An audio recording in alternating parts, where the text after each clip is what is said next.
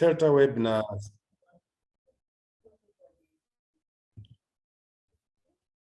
Our presenter today, the facilitator, is going to be Professor Grazzia Mendoza Chironis. She's an education specialist at USAID, Honduras, manages and designs education projects to support the Ministry of Education in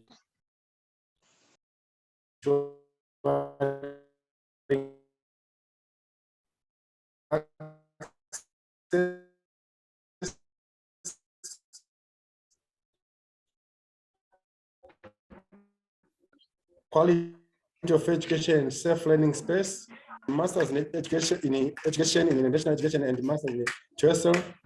She has held a variety of positions in K-12 as well as higher education and trained teachers in different parts of the world for over a decade. She's a U.S. State Department alumna recognized for project development for teachers' professional growth, project recognized by TESOL International Association for Scholarship and Service through the Virginia French Allen Awards. Research interests includes COL, CBLT, and methodological improvements for professional development. She's the founder and former president TESOL in Honduras, former president of Latin America and Caribbean TESOL. She was a member of the TESOL International Association Board of Directors from 2019 to 2022. And she served as the chair of the Finance Committee from 2021 to 2022. So, ladies and gentlemen, welcome Grazzia for the lesson today. Madam Grazzia, the floor is yours. Thank you, Martin, for the introduction, and thank you to Irene and the team for the invitation. It is always a pleasure to be here with everyone. So I'm glad that you are keeping these webinars going. It is definitely a good thing to invest time and effort in their professional development. So I am now going to start sharing my screen, and we're going to be going between the PowerPoint and some things that I have on my browser, especially towards the end. And what I want to share with you today is a little bit about how to create engaging practices for virtual and in-person settings. And this is based, of course, on research, but it's mostly what I'm going to share with you today. It's mostly what my experience has been, both in my trajectory of 29 years as an educator, but also recently during the pandemic in developing teacher training sessions for teachers that have come to us and tell us it's different the way that I can engage my students when I'm in person, that when I have to do it virtually, and it's more difficult to do it virtually, right? Because we are in this environment where we are able to maybe close our cameras, multitask, do other things while we are in a video conference. And how do I create those engaging practices? So this is based on experience, and this was a course that I designed, a series of courses that I designed for around 65 teachers in Honduras. And we did it during Saturdays, and we had hours, 3-hour blocks, 4-hour blocks of sessions. So that's a long time to be connected to the computer in a training. So we needed to adjust and make accommodations and be sure that what we were doing was engaging enough, because afterwards we wanted our teachers to go and apply what they were learning. So this is what I'm going to share with everyone today. So I hope that you find this experience that I'm sharing important to you, and that something that you learn here today, you can go back and apply into your own context, because that is what professional development is all about, right? You go to a webinar, there is, you don't have to apply everything, but there's one thing that you say, this I can apply and I will adapt it to my context. So as always, it is very important to tell you what we're going to be going through and what we're going to be doing. And of course, we're going to be talking about why virtual environments and why it is important to have learners be engaged in virtual environments. We're going to talk about advantages of that and some disadvantages. And I'm going to make sure I'm still making that connection to in-person settings, especially if you are in in-person settings in our country and in several countries in Latin America.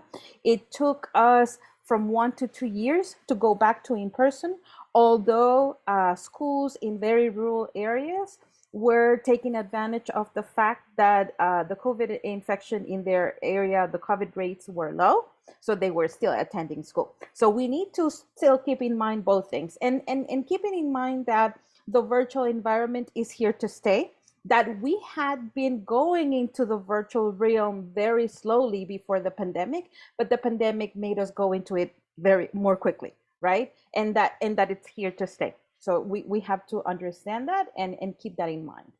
We're also going to talk about some strategies that I use and then some tools that can be useful for this process. So in terms of going online, and someone has their mic open. Yeah, thank you. So in terms of going online, why? Why is it important? And as I was saying, the pandemic forced us to go virtual. But there are also instances in our regular daily teaching in person where we need to have students connect virtually, maybe because they live far away, or maybe because they are sick and they cannot attend classes. And we have to be able to accommodate them and be flexible and adapt to that. So we're looking now at hybrid environments where we have some children in person or some students in person and some that are virtual. So it's important to think about the fact that we need to go online at times if we have that accessibility in the areas where we are. I know that in our countries, even in some areas, even if we installed an internet connection, it would be very difficult for those communities to connect, because connectivity, even with an installation in the place, because of the mountains that we have in our country, make it more difficult. So even if we have a high bandwidth and all the technology, that community might not work with connectivity. So you need to keep that in mind. Always keep that in mind, that Nine has closed the gap in access for those with connectivity.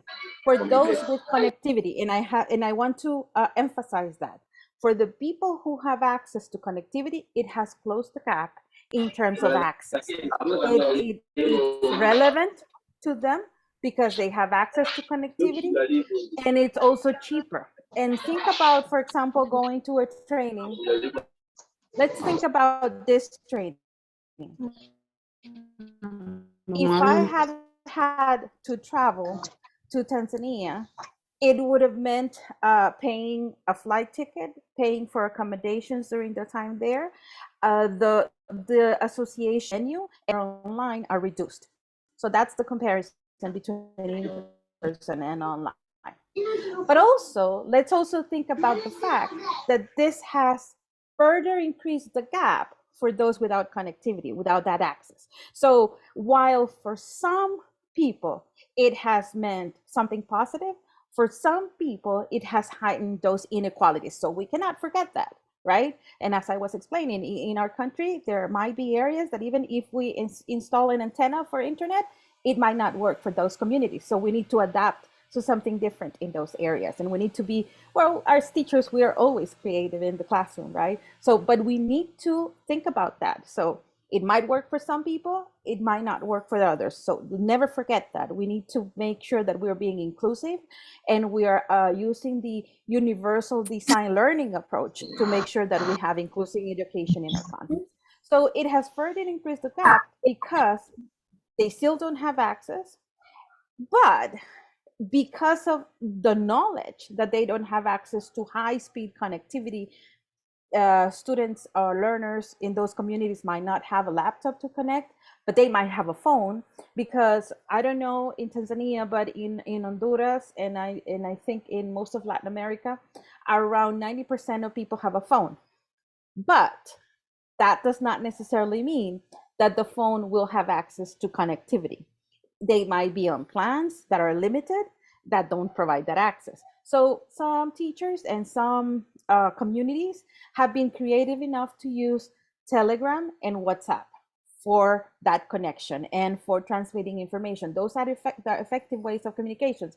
I have developed workshops and sessions through WhatsApp. For example, I have had students in Panama that are in a classroom all together, and the teacher connects with me via WhatsApp, and we have a conversation via WhatsApp.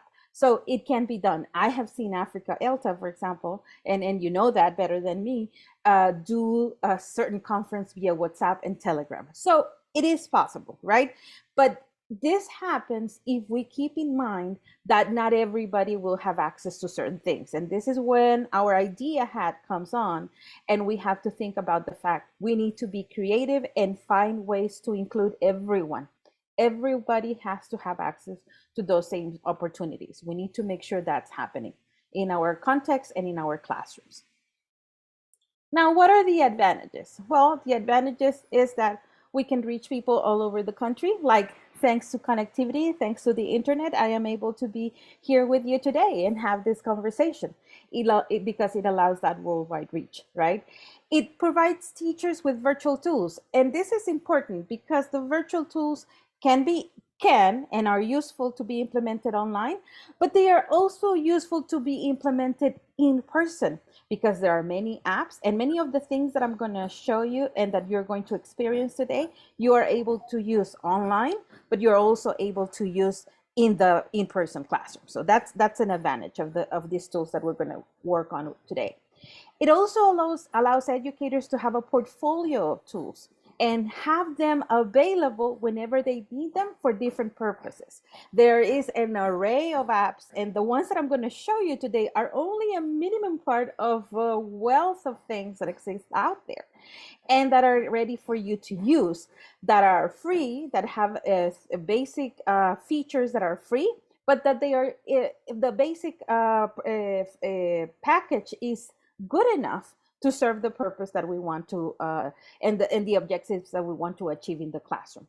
And also, it provides hands-on experience during the preparation, and this is when we are training right now. I'm going to let you experience these hands-on so that you understand the kind of challenges, the kind of excitement, or the kind of frustration that your student can go through in a situation like this. So today, we're going to experience with some of the tools, and there will be times that you're going to say, oh, this is very exciting and it works very well for me. But somebody else will say, oh, this is very challenging for me and I'm really frustrated with this tool. And that is a good thing.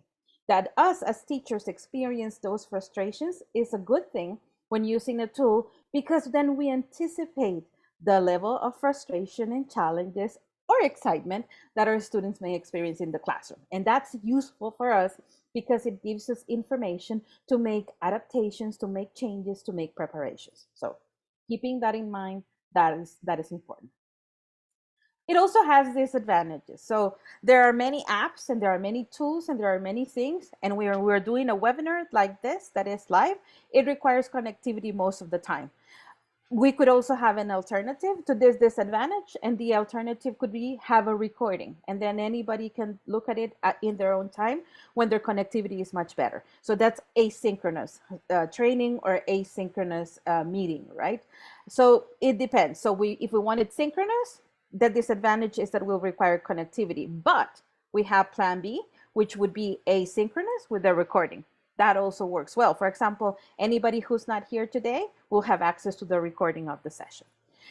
It also requires practice and basic technological knowledge. And it means that you have to make sure that before you are incorporating something into your lesson, you know how to use it beforehand. You know all the tweaks, all the situations that the app has or that the tool has, and challenges that your students might encounter, and things that you need to anticipate and prepare so that your students have a smooth transition into this tool or into this strategy using technology. It requires careful planning and follow-up. So it requires that you prepare and that you are ready, that you have explored enough, and that after that, you monitor with your students how they felt, but also monitor whether you achieved your objectives with the tool. There are many tools, many of them are nice, many of them are good, but maybe for your context, that doesn't work. And that is not bad. So that means that you need to monitor whether that is helping you or whether that is hindering your process. It also requires additional materials. And whenever I work with teachers talking about this, I tell them it is important to have a tutorial for your learners. And tutorials can be a written document or it can be a video. But those are important because you will have different types of students, and you know this from your context, from your classroom.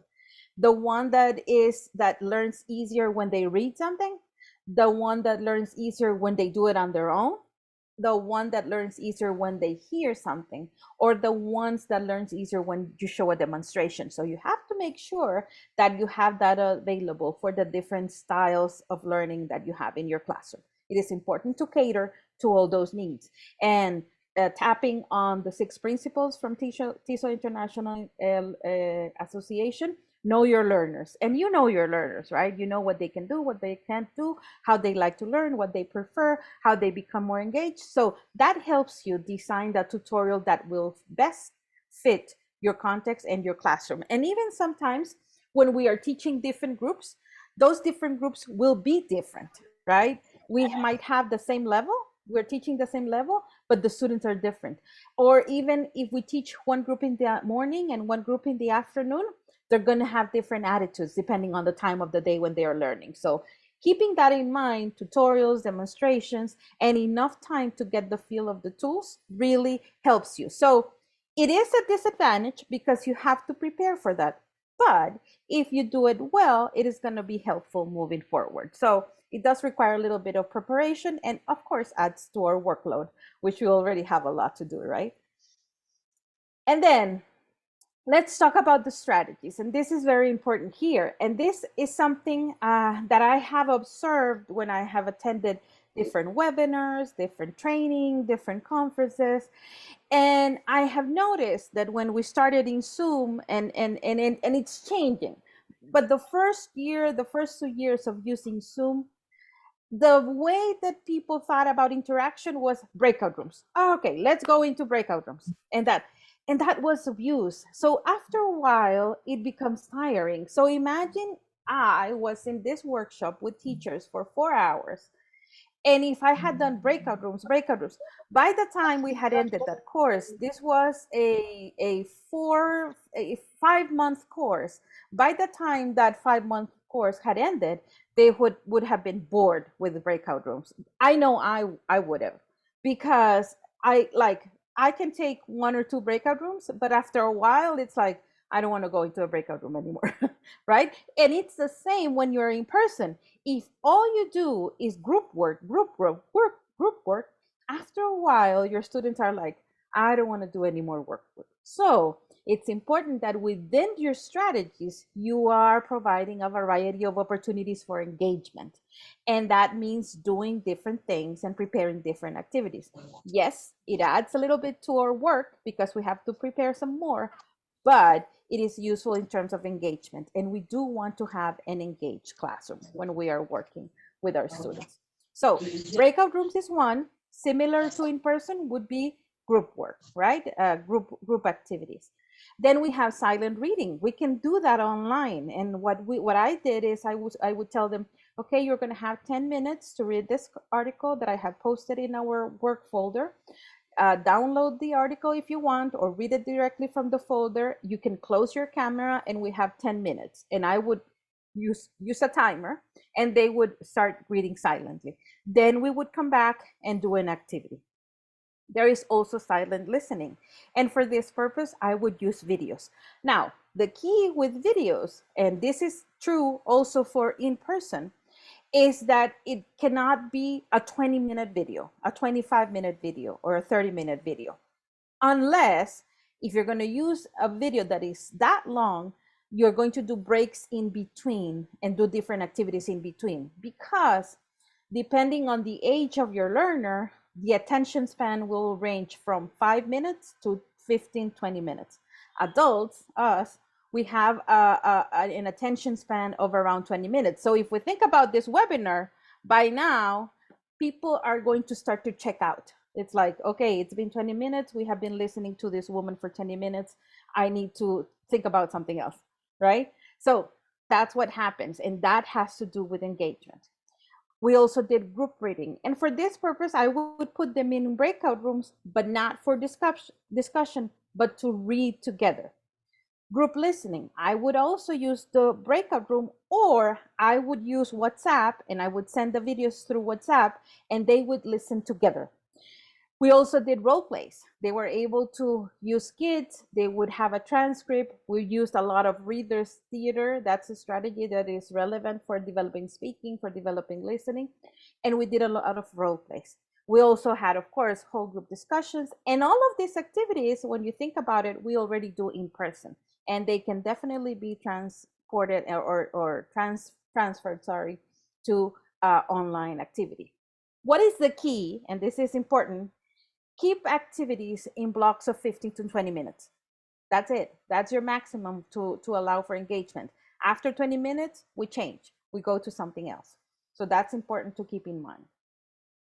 Now, these are some examples of sessions that I did. And if you notice, so I started with a review, then within my block of 2 hours, I would do different things: a group presentation, a group discussion, discuss the notes in small groups, differentiating, note taking notes. And I would also give them a 10-minute brain or bio break. So we would either do something relaxing like mindfulness, we would sit and breathe in and breathe out and relax. Or I would tell them, you can go get a drink. It can be and I was working with adults. So I said it can be coffee, it can be a glass of wine, it can be your favorite cola, or it can be water, right? And music. Use a lot of music, incorporating music, we're incorporating mindfulness to make sure that people have that rest, because this was a 4-hour block of work. So this is an idea, and I can share this with everybody if you need to take a look at it. The document that I have, this is just like the example of the schedule. The document that I have has more information and more detailed information. Now the tools, and these were tools that were very useful to me, and I'm not being paid by Google, but I found the different I have used different learning management systems like Moodle, like Blackboard, like Canvas, like all those that we use to take those MOOCs. But I have found that Google is very accessible to everybody.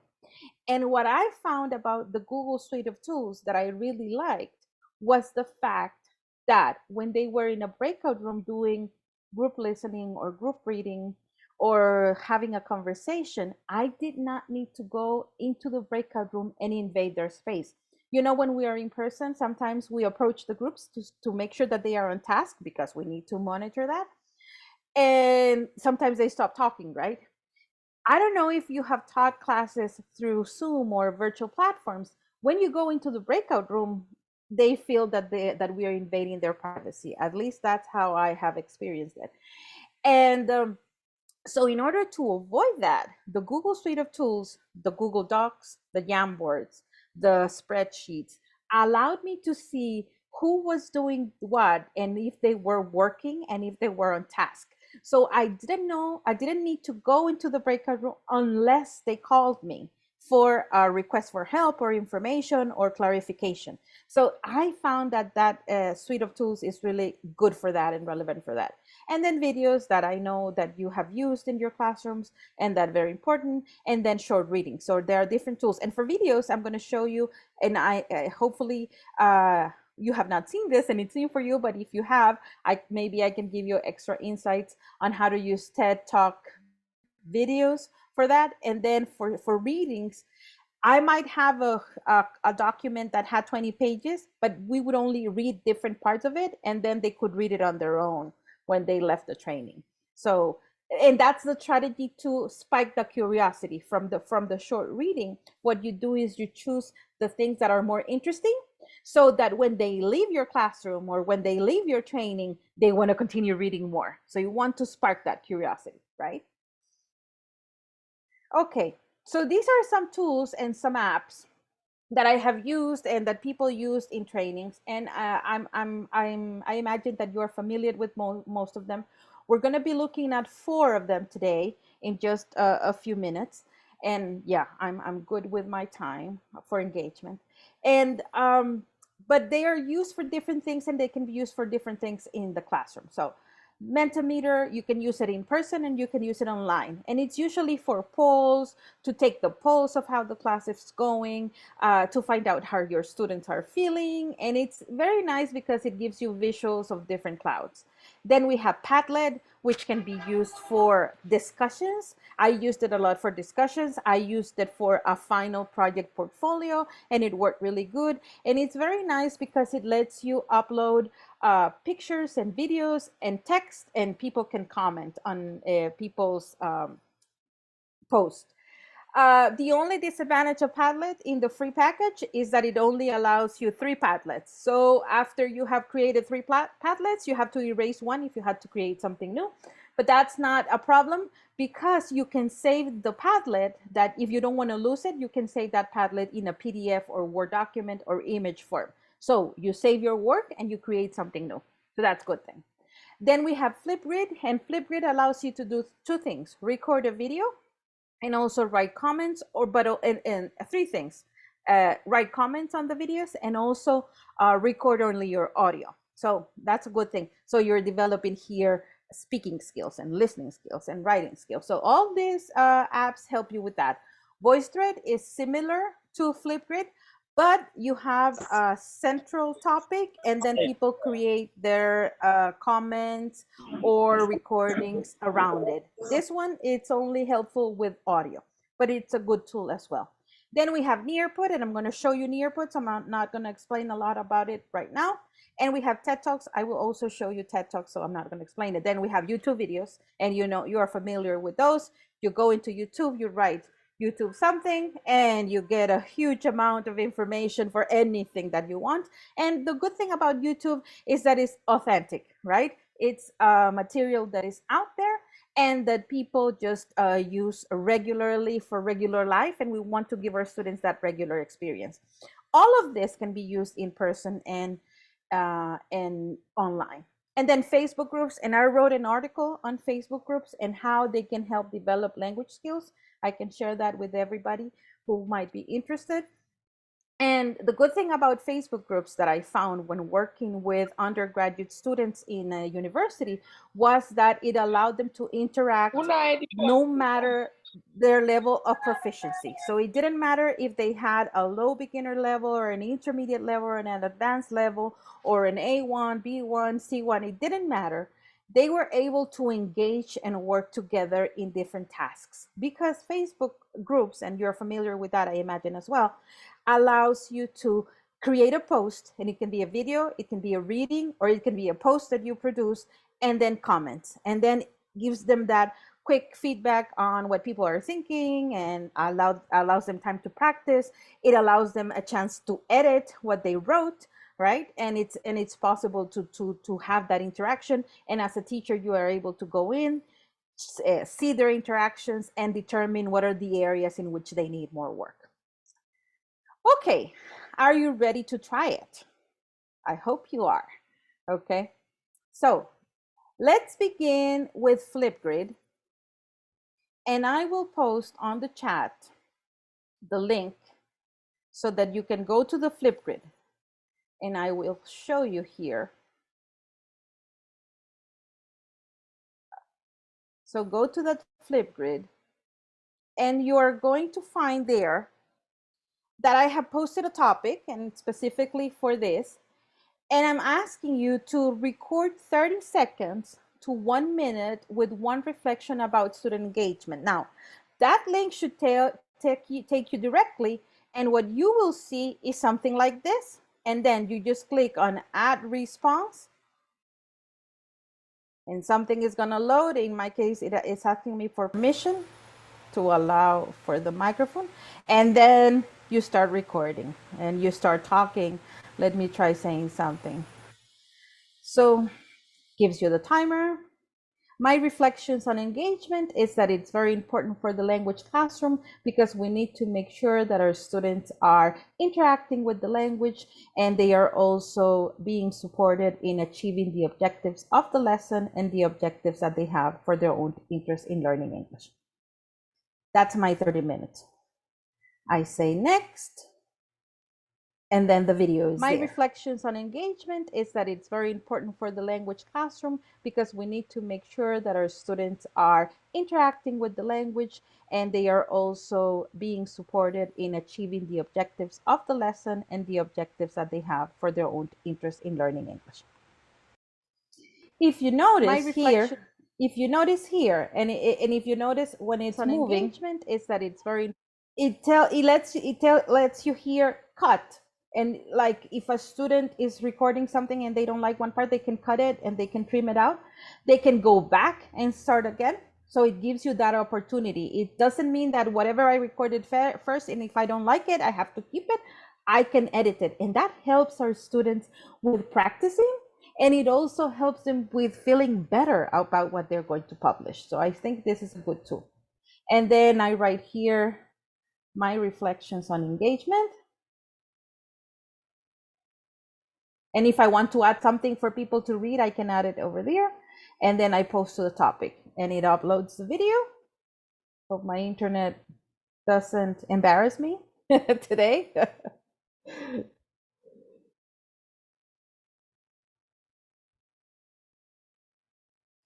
And it tells you there, do not close the app while we upload your video.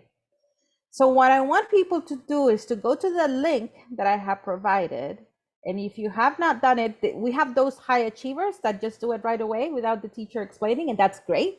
So if you have uploaded your video, we're going to see that in a minute. But I want to show you how it appears there. The good thing about these apps is that they are very intuitive. You don't need a lot of training on this. And then you can share the video if you want to share it externally. But right now I'm going to go to the topic. And there you see the video is there. So I'm going to give you 5 minutes. I think 5 minutes is a good time. And you can close your camera, do this on your own. You can do it in your phone. You can do it in your computer. And use that link that I have provided so that you can add your 30-second to 1 minute response. Okay? So we have 5 minutes for that.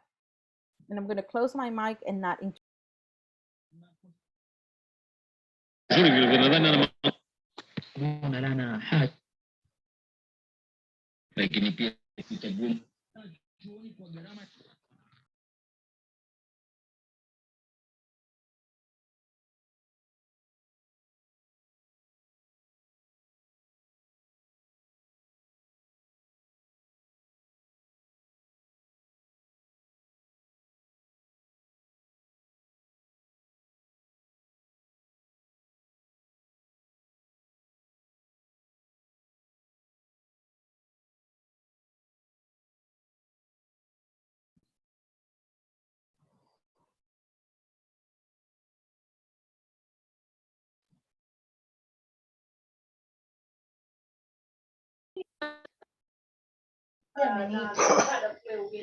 Alivyoniita ananiuliza kama wewe na Mama Saidi mna mahusiano.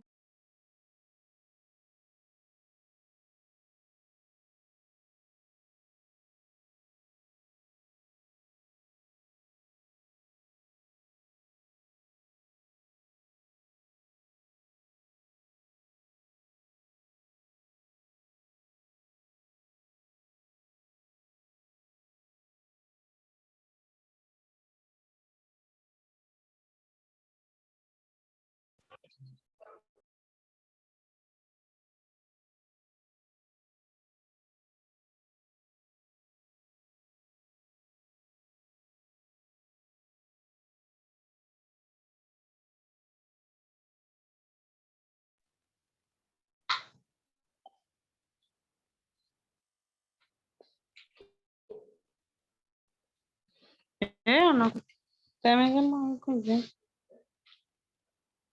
Yani.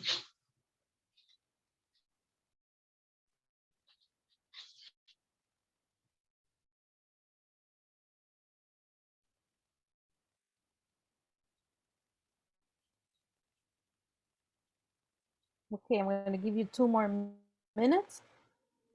And if you're not able to do it right now, that's okay. This is a safe space for trying things later.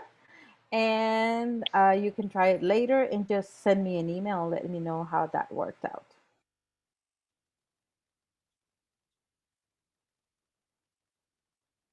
And that's important also when we are trying to engage our students. Give them the opportunity to not try it the first time and then try it later, right? Especially when you're incorporating a new app, a new tool into the classroom. Model, demonstrate, and then if they don't want to try it, that because sometimes they are embarrassed of making mistakes in front of the others, and that's completely natural, that's completely human. And then, we have one here. Can we listen to Irene's? Hello, Grazzia. Well, I'm happy to at least try this out. I've never used this, so thank you. And yeah, I see that it allows a lot of engagement. Students will be able to record themselves and you can get feedback through this. Yeah, I was just trying. Nothing. And that's perfect, right? That's perfect. And what I usually do with my students is, or when I'm training the teachers, I would ask them, because everybody would have access to this dashboard. I would ask them to leave a comment, and I would say, right now I would say, thanks, Irene, thank you for trying.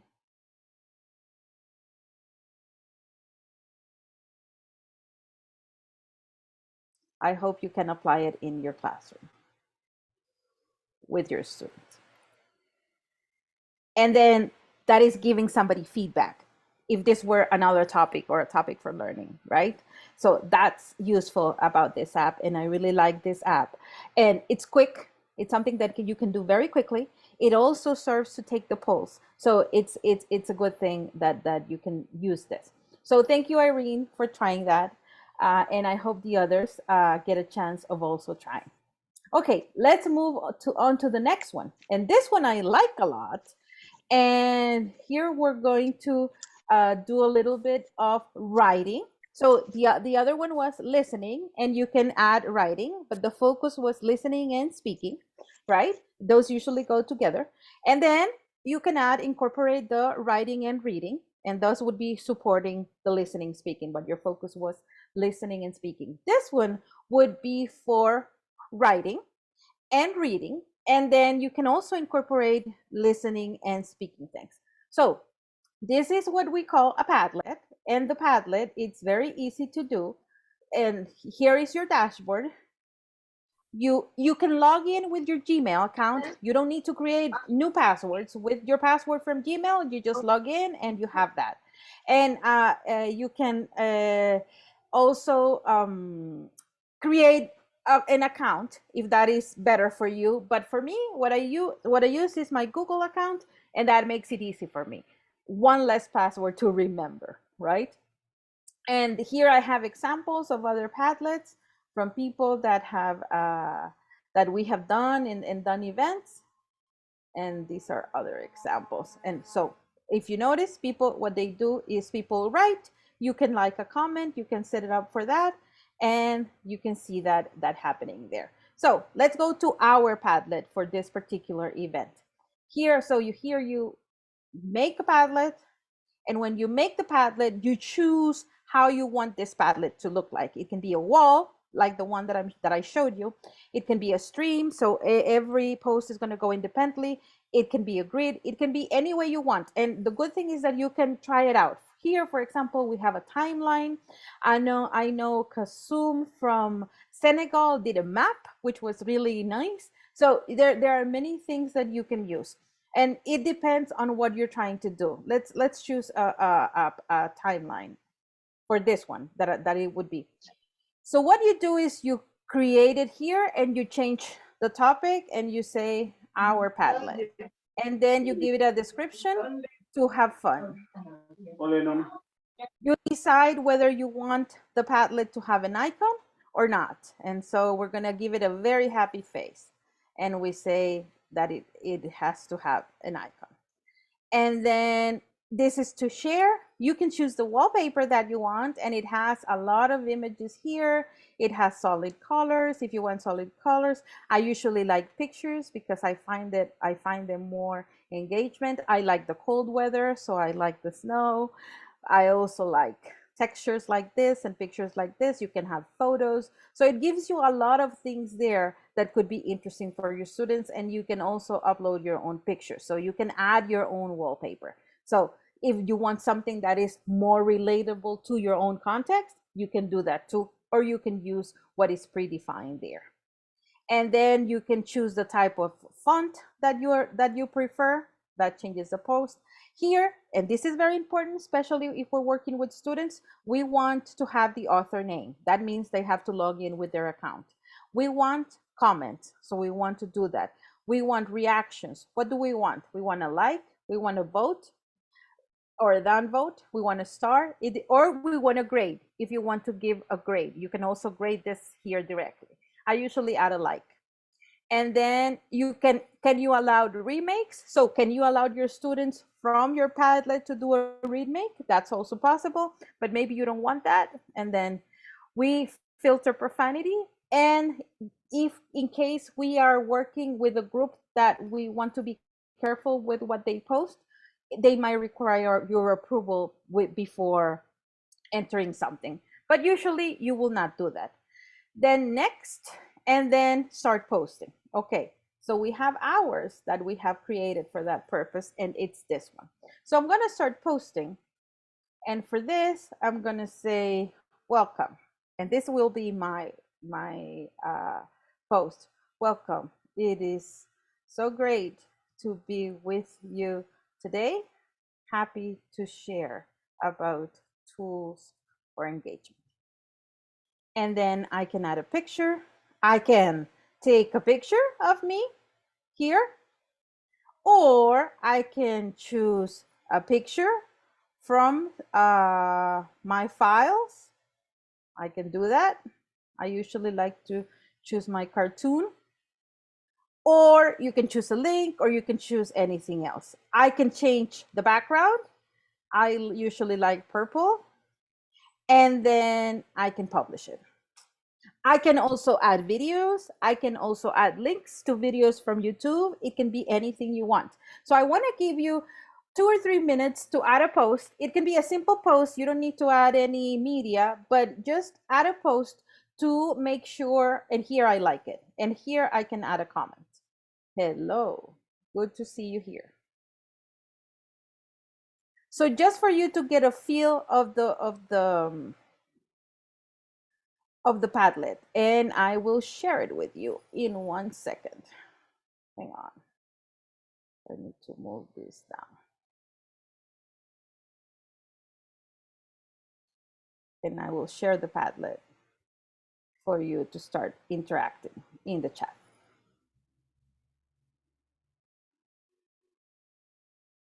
Okay, there you go. So you can go in and you can start posting.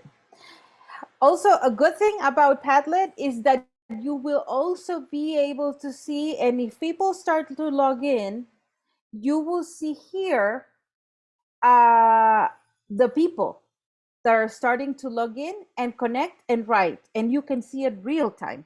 So if you use a Padlet for a breakout room, or when you are in person, if you use the Padlet see, there's a person here now who's going to be writing something. So if you use it if you use it with your students and they are in a breakout room, you're able to see what they're doing. If you are using it with your students in the classroom, you don't need to run around the group and look at them. You can monitor it from your own device. So that's the good thing about these things, that they feel a little bit more comfortable because you're not on top of them all the time. And I know that we have to monitor that they are on task, but sometimes it can invade their privacy, and it increases their anxiety, and their affective filter is going to block them from learning, right? So that's why it's important that we are able to monitor them in different ways and a little bit more strategically, right? Be more strategic about how we monitor. So we have a comment already. What a wonderful day. Now, this one is anonymous. So if you want your students, you can ask them if they want to log in anonymous, that's okay.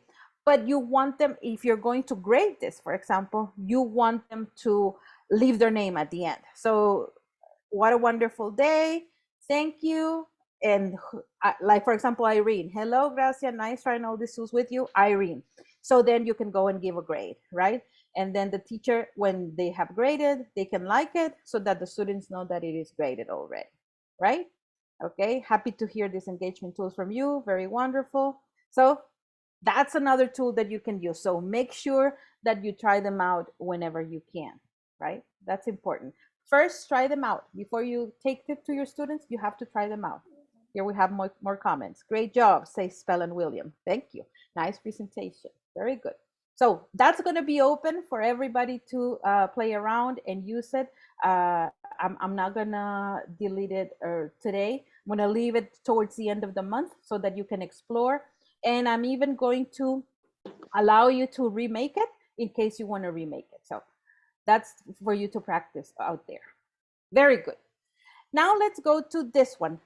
This TED Talks, I don't know if you have had the chance to work or listen to TED Talks. For me, TED Talks are wonderful. And they are wonderful because they have varied topics and topics related to everything. And you can use them in many creative ways. But today, what I want to show you is TED-Ed.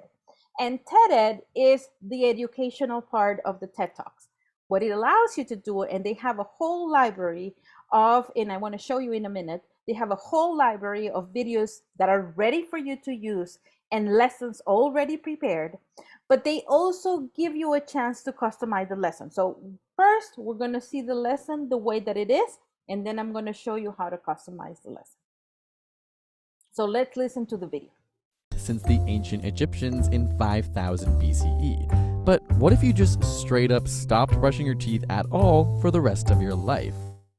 Within minutes of stopping, the food debris and moist environment from your saliva creates an ideal environment for bacteria to survive. Streptococci is one of the most common bacteria found in our mouth, and it's normally not harmful until it metabolizes sugar or protein from food debris. But after a full day, these bacteria would have already produced significant amounts of plaque from sugars. Plaque is the slimy layer of biofilm that you can feel on your teeth when you accidentally forget to brush sometimes. And this plaque actually helps the bacteria adhere to your teeth, which allows them to produce even more plaque, creating a cycle of bacteria and plaque buildup. After a week, all this buildup will cause some pretty serious bad breath. Not to mention that the plaque begins to harden and form tartar that lead to your teeth appearing yellow. At this point, you're also causing significant damage to tooth enamel as the bacteria break down sugar to produce lactic acid. Enamel is the hard, mineralized outer layer of the tooth, and once it breaks down, you can't make any more. After a month, your decaying teeth will form cavities. These holes in your teeth get deeper and deeper if left untreated, leading to gingivitis, an early form of gum disease. This is because the immune system attacks your gums and teeth in response to the bacteria buildup. Your cavities will fill up with pus, which is a protein-rich fluid filled with dead white blood cells, and your gums will be extremely sensitive at this point, turning red when you touch it and bleeding with any significant pressure. After an entire year of neglect, you now have periodontitis. The inner layer of the gum and bone are broken down by enzymes and pull away from the teeth to form pockets, which only further allow collected food debris and bacteria to gather. This causes the immune system to go into overdrive and destroys your gums and ligaments, resulting in advanced periodontitis, where your teeth become loose and begin to fall out. Any longer, and the issues can spread beyond your mouth and into your blood, causing inflammation throughout your organs and increasing the likelihood of erectile dysfunction, head and neck cancer, chronic heart disease, and even dementia development. Combine your lack of brushing with a poor diet, high in processed foods, and especially sugar, which is much more common now than early Homo sapiens would have experienced, and you have a much more accelerated breeding ground for bacteria, putting your whole body's health at risk. Brush your teeth, kids. Thank you guys for watching. If you have any burning questions, So after this video, the children will be really scared. And now we're very depressed, right? But this would be a video for kids. Now, you watch the video, then you think about, okay, what did they say? So we're thinking, what is streptococci? And we choose anything. Okay. But we don't want to do that. So because this is a lesson, that information is going to share with that person, but we don't want to do that. So it lets you think and answer to some questions. And notice it goes from simple multiple choice questions to writing. What happens after a week of, and then this is how you check your students' knowledge.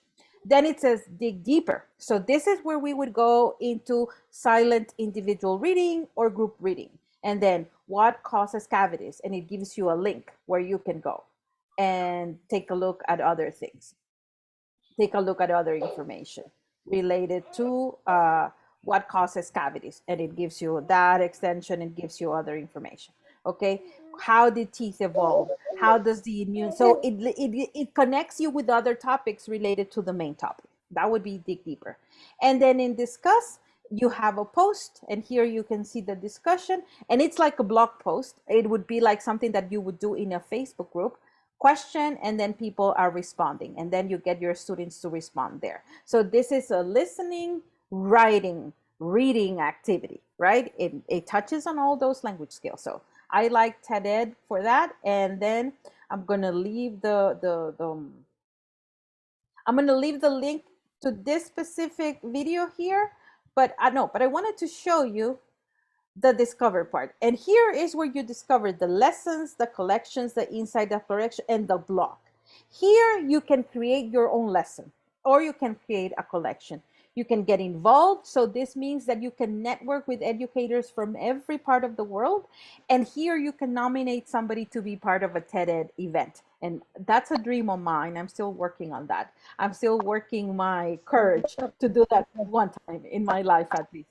And then here is to support TED. But these 3 buttons is where you get the most of your TED Ed. So please explore and please take a look. Now, if you want to use this lesson that is already done, you go here and you customize the lesson and you do it for your own. And then, of course, I continue with my Google account and I log there. And then I can start making changes to this. Okay, I customize the lesson and I start making the changes. I can change the questions here. I can change the dig deeper article. I can do anything that I want to do with that. Okay, so that's for TED Ed. And I think I'm running out of time. I just have like 7 minutes, and I want to show you Nearpod, which is our last tool. Nearpod is another great tool, and especially because this has information that is ready for us to use. And we are always looking for things that are ready for us to use, right? Because we are very busy teachers and we have a lot of things to do. And if something is ready for me to use, I am happy to use it. It has an array of lessons here already prepared to you, and you can look for them by grade, even to higher education. You can look for it by subject, different subjects. You can look at it by content types, or you can look at it by publishers who developed that lesson. And then premium content is the one that you pay. But the basic package, you don't need to pay for the premium content.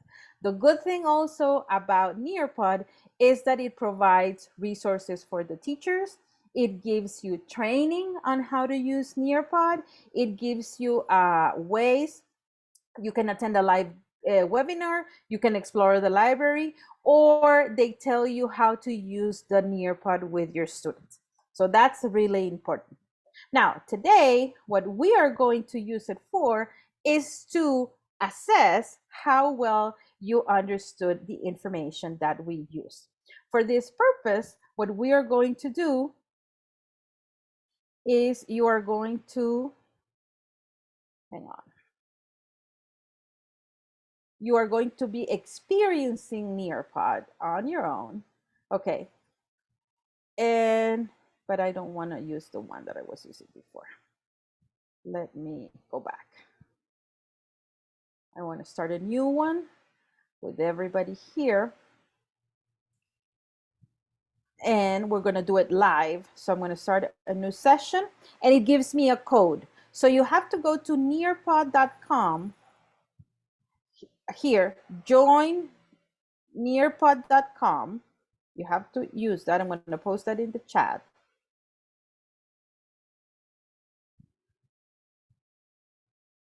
and then you have to enter the code. And the code is 2UNPL.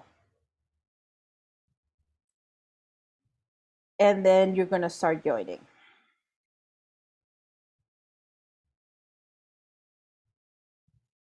Okay, so if you notice, this is an environment it has a lot of pictures, it's very engaging, it's engaging even for adults. I have used it with teachers and they find it very engaging.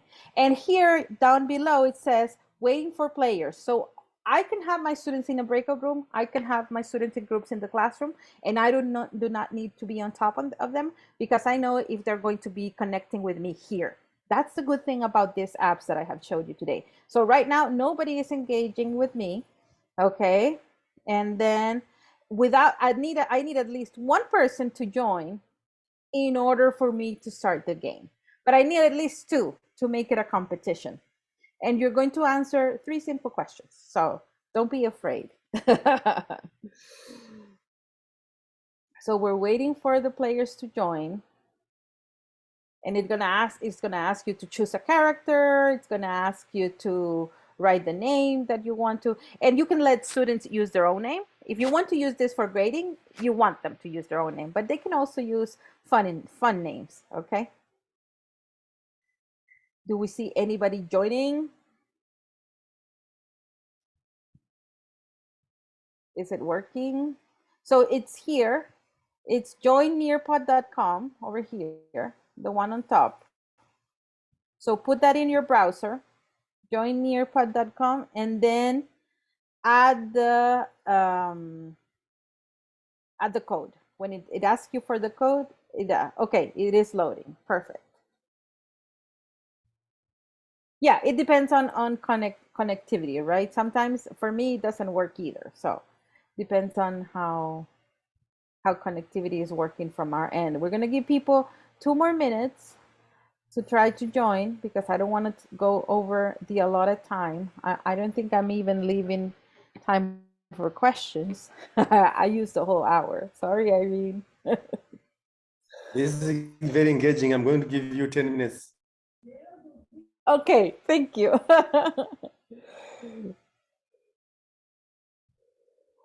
Okay, we don't see anybody yet. But what you will see happen is that you will see little characters showing up. And once at least 1 or 2 people are there, it lets me start the game. And it's going to start asking the questions. And the questions are timed. It's like 5, 4, 3, 2, 1 to answer the question.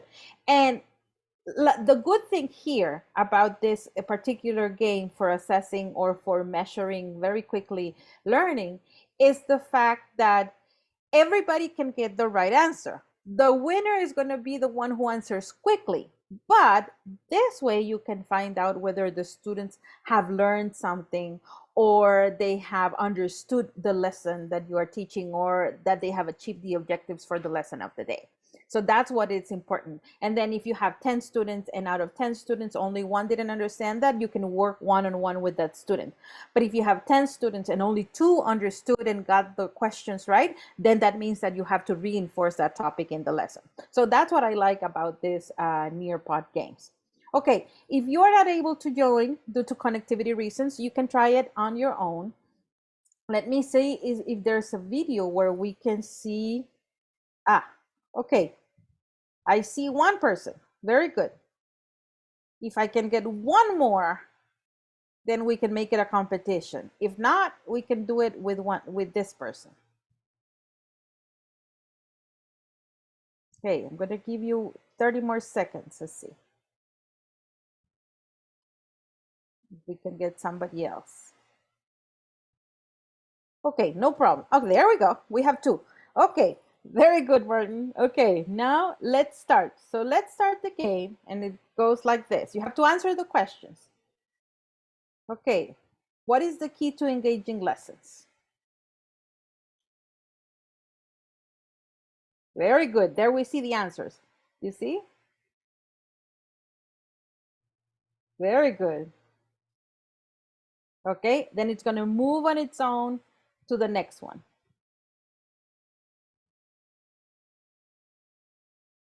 Should the focus be in one long activity? Yes or no?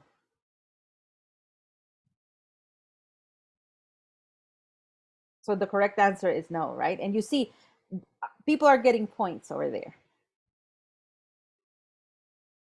Any app can be useful for engagement and teachers don't need to explore it ahead of time. Is that a yes or a no?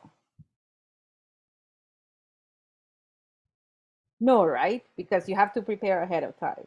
Very good. I don't know who unknown is, but unknown is the winner.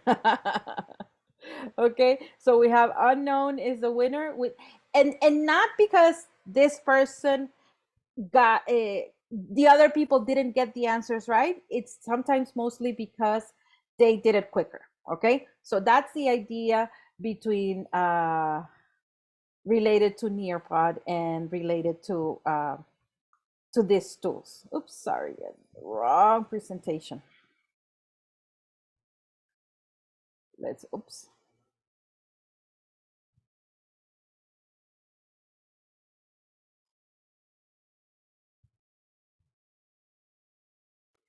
Okay, so that is it for me. Here is my contact information again. If you want to connect with me, talk to me, share your experiences. Usually what I like is when teachers write to me and tell me, I used something that you shared today and it worked really well. I even like when they tell me, I used it and it didn't work and I changed it to this. So thank you for having me. Thank you. Congrats, Spellen. Unknown is Spellen. Congrats, Spellen, for winning. And thank you for having me today. Thank you, Irene. Thank you, Martin. And thank you, everybody in the TELTA team, for really putting up these webinars and organizing these webinars. This is very useful for your teacher community. So thank you for doing this. And thank you for inviting me. It's always a pleasure to be here with everyone. Thank you very much, Grazzia. The activities were quite engaging. I've been enjoying. So that the first ones, my browser was not supporting me very well. Spellan, next time I'm going to beat you. You're just lucky today.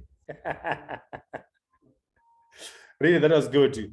Thank you, everybody, for joining. That was good. Thanks for the time that you have. And everything has been recorded. If you want it, you can ask for it from our WhatsApp group. Madam Irene is going to share with you, and also you can find it on our digital platforms, the WhatsApp, and it's going to be there again in our website. But otherwise, everybody else, thank you for joining. Thank you, Grazzia. This was very, very informative, and I've learned quite a lot of things. From all the things that you have taught today, the only thing that I was familiar with is the Padlet. Thank you very much. I am glad that there were many new things. Hand back the mic to Madam Irene. Martin, where are you running to? Guys, if you have any questions, we still have time for questions. Anyone with a question? Let's see.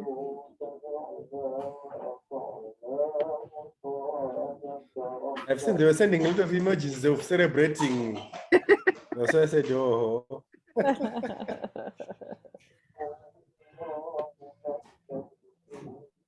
Yeah, I see a lot of thank yous. Thank you very much. Nice presentation. I really hope this has been useful, and I really hope that you can apply it in your classroom. And let me know. Let me know how it worked. And let me know if you made any adaptations. And let me know if you would like any other resources. I would be happy to share them with you.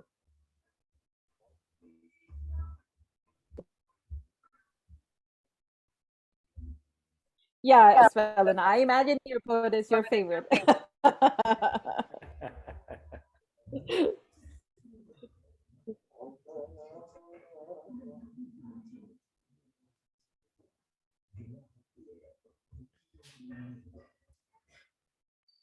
Okay, thank you. No questions. So thank you very much. Again, I'll see you on positive comments. Madam Irene, I think I can leave this to you now. Bye. Well, if there is no question, thank you so much, Grazzia, for coming to Tanzania visually for the second time, and hopefully you will join us for the third time before the year ends. Thank you, everyone. If you can turn on the cameras so that we take a good photo.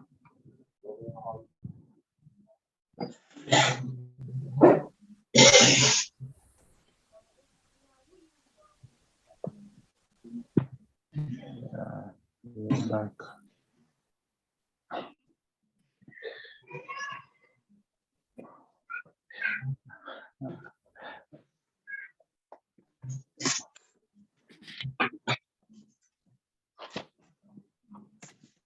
Well, thank you, everyone. Good night, guys, and good morning, Grazzia. It's still morning. For us, it is afternoon. Or evening. Have a good rest. Dream of engagement. Thank you, Gracia, for nice presentation. Bye. Thank you. Bye-bye. Bye.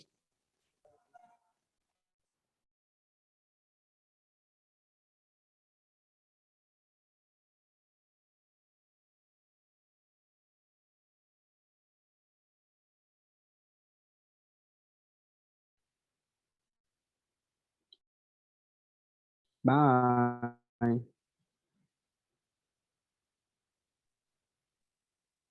Bye bye.